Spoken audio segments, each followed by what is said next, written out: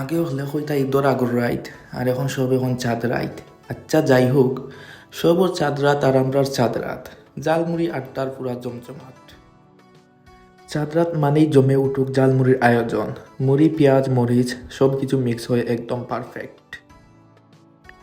আসলে বন্ধুদের সাথে এই মুহূর্তটাই আসল আনন্দ।